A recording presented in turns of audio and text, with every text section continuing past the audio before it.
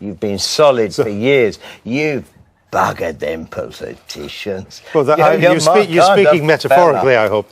Metaphorically. We stand on the same platter, don't we? Well, you know? Look at them. Shall we bring them in? Who are you going to vote for now? Do you want to hear them? Who are you going to vote for now? Have you been motivated by anger in political career? No. No? No, not an emotion I deal with very much. I also think that, broadly speaking, anger has disappeared from the discourse. Interesting you were talking about the anger of the 70s. I mean, I remember the anger of students. I remember, you know, people out on the streets.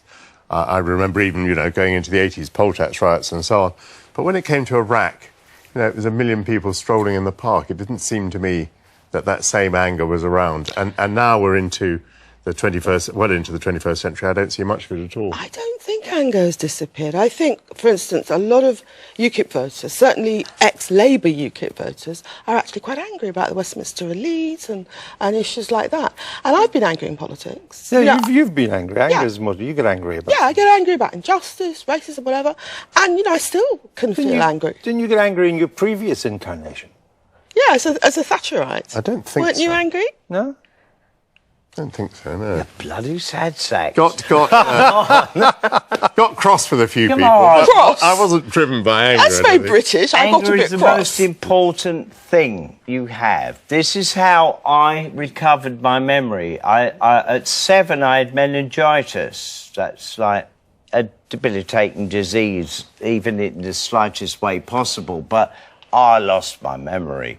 I didn't recognise my mum and dad or even myself, right? It took a lot of anger, which the hospital recommended, for my parents to find out who I was.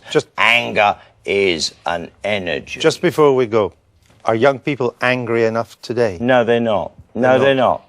Everything is mediocre and pleasant train journeys. Yeah. Aha, now you're speaking. Ah, yes. People Hello, fella. By the way, I've got to tell you, I love those pleasant train journeys. People don't get angry in these plane journeys. They just fall asleep in the middle of them.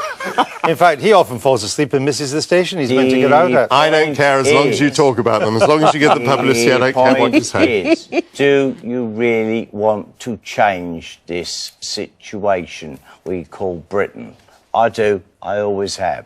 I've offered, I've been away for a while, I'll come back, and you can't smoke a cigarette anywhere. No. Well, we're going away now because we've run out of time. Come back to me. I'm proper Britain. Yes. Right. That's your lot for tonight, folks. But not for us, because it's Nicola Sturgeon's coronation party at Lulu's tonight.